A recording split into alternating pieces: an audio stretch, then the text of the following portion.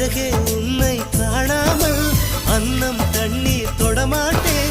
ஆகாயத்தின் மறுபக்கம் சென்றால் கூட விடமாட்டேன். உன்னை காணும் முன்னே கடவுள் வந்தாலும் கடவுளை தொழ மாட்டேன்.